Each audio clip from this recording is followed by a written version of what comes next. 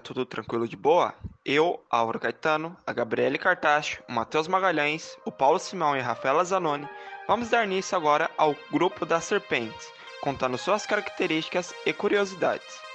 Dando uma resumida em todo o assunto, falaremos das características das serpentes, seus tipos e venenos, como caçam, quais são as serpentes mais conhecidas no mundo e no Brasil, seus mitos e como é o tratamento para quem foi picado pela serpente.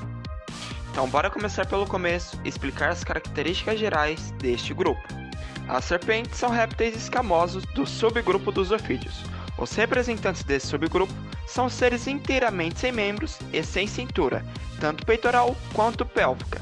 Eles também contêm numerosas vértebras que permitem uma melhor locomoção do animal sobre o solo. Vale ressaltar que mesmo esses animais não tendo membros, são considerados tetrápodes, ou seja, têm 4 pernas. Mas por que isso? Porque são derivados de outros animais que antigamente tinham 4 pernas.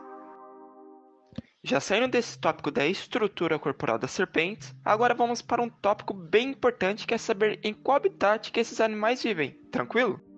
As serpentes são psilotérmicas, e o que isso quer dizer? Quer dizer que a temperatura do seu corpo varia conforme o ambiente o qual ela está.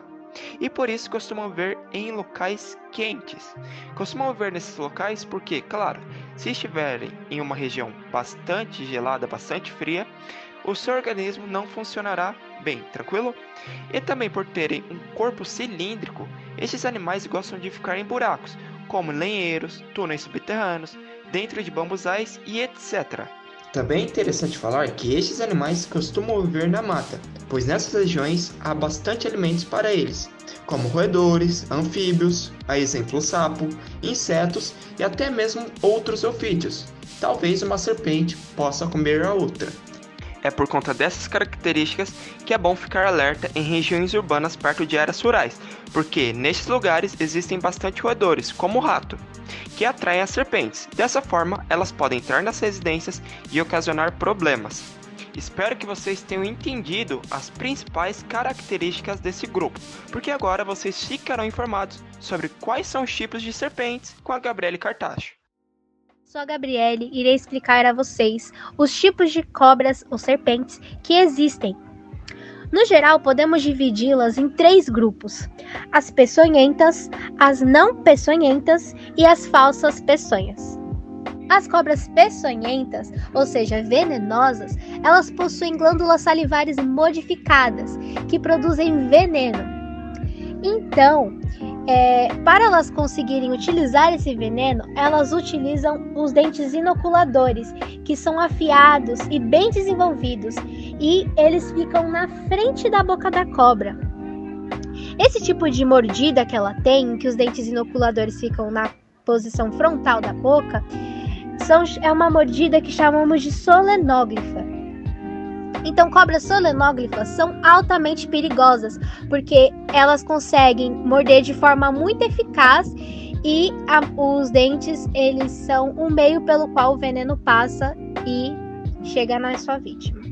Agora, quando falamos de cobras não peçonhentas, não significa necessariamente que elas não tenham glândulas salivares modificadas. Então, talvez sim, elas produzam veneno.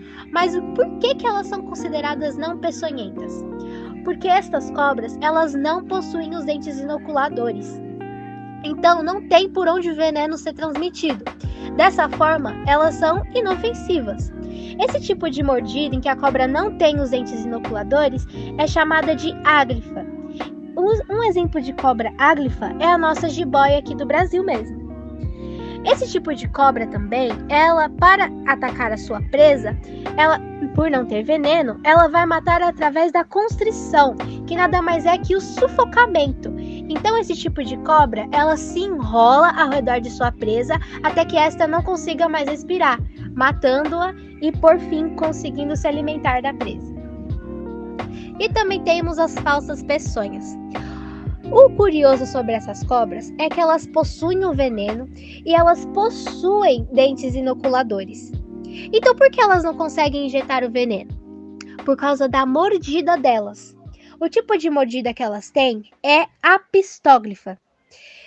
Isso significa que os dentes inoculadores dessas cobras são ou muito pequenos ou eles são localizados no fundo da boca da cobra, tornando impossível para estas injetar o veneno em sua presa.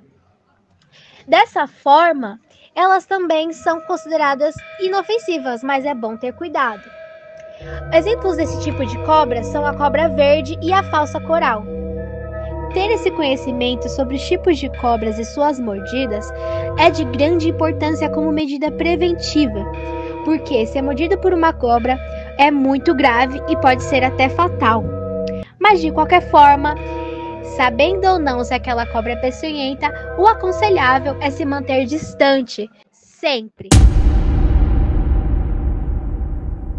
Eu sou Matheus Magalhães e mostrarei para vocês como este animal incrível age em suas caças, com sua visão térmica e quimiorreceptor.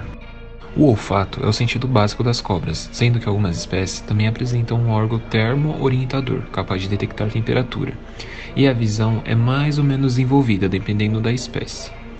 Todas as cobras apresentam um olfato desenvolvido, a quimiorrecepção.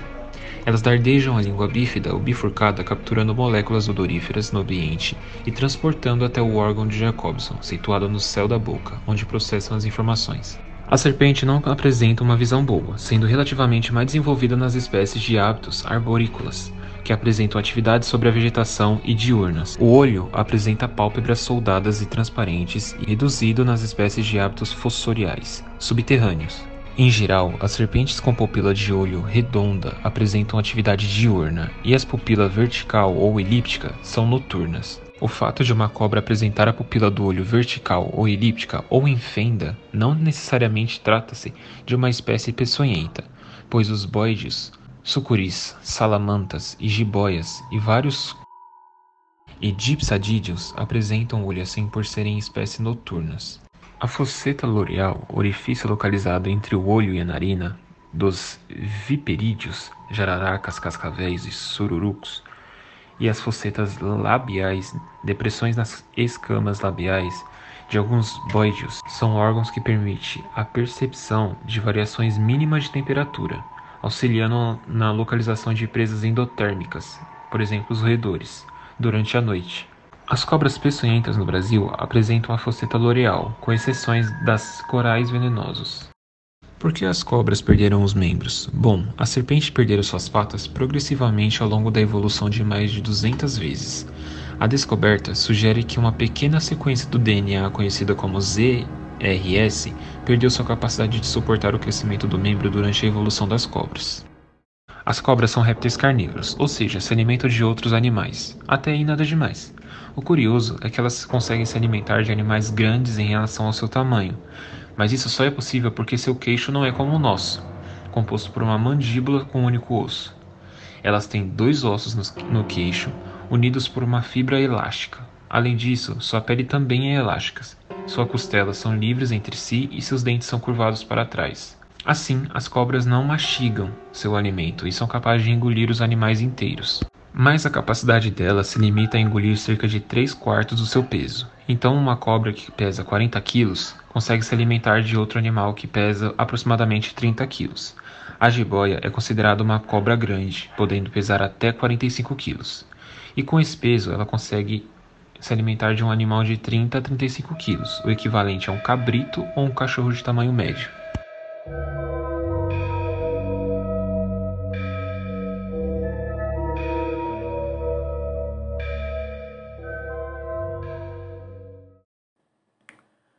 Agora, o que não se deve fazer quando é picado por uma cobra?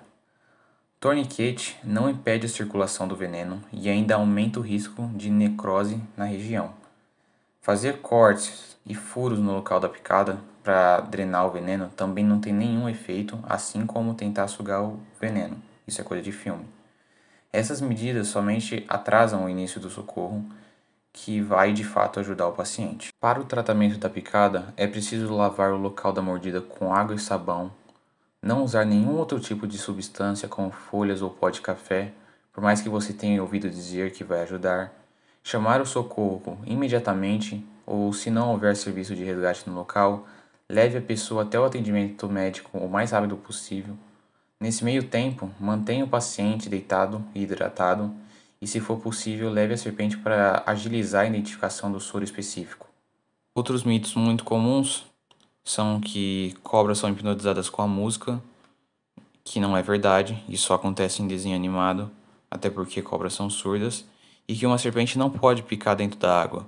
Muitas pessoas acreditam que a cobra venenosa não pica nos ambientes aquáticos, o que é mentira. Algumas serpentes conseguem segurar o fôlego até por 30 minutos.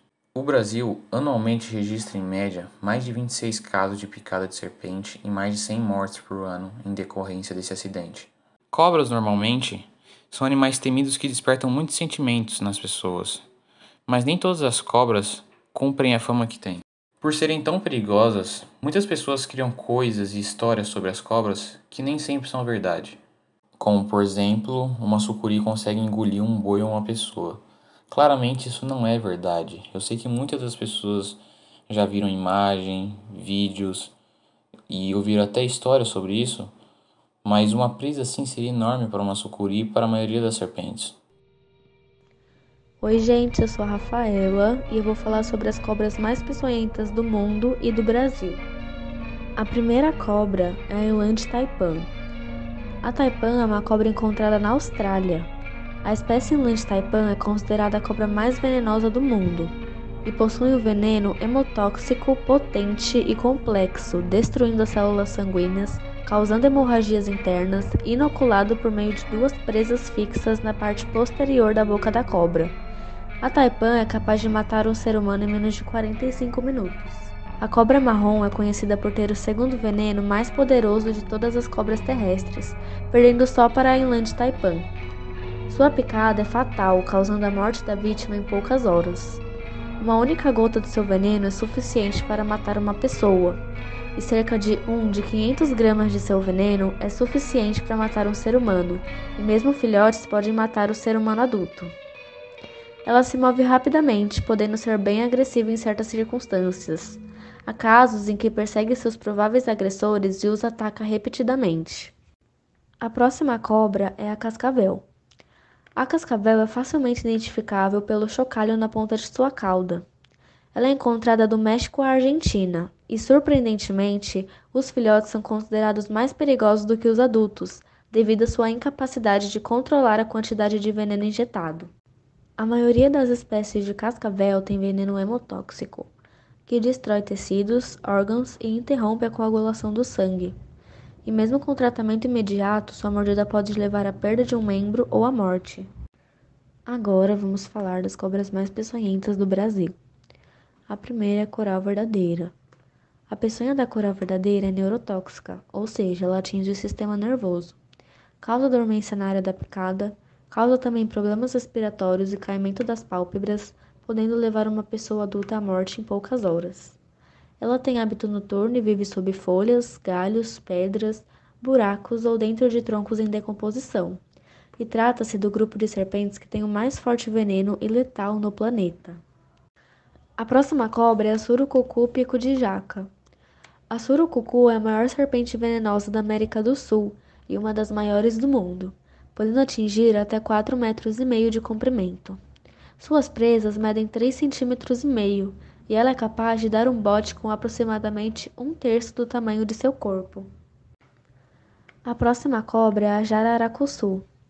Esta cobra chega a medir até 2 metros de comprimento, com coloração dorsal que varia entre rosa, cinza, marrom, preto ou amarelo, e pode ser notada no território brasileiro na Bahia, Minas Gerais e Mato Grosso do Sul ou Rio Grande do Sul, e se encontra entre cobras que mais atacam indivíduos no Brasil. A cobra é perigosa e brava, podendo injetar quantidade enorme de veneno. Agora vai uma curiosidade. A região mais concentrada de cobras no mundo fica aqui no Brasil mesmo e se chama Ilha da Queimada Grande. Ela é habitada quase que exclusivamente por cobras e o local fica a 35 km do litoral de São Paulo, entre as cidades de Peruíbe e Itanhaém, e se chama a Ilha da Queimada Grande, também conhecida como Ilha das Cobras, e é uma das mais perigosas e assustadoras do planeta. Estima-se que a ilha tem uma população de 5 serpentes por metro quadrado, de uma espécie conhecida como jararaca ilhoa, uma das mais venenosas do mundo.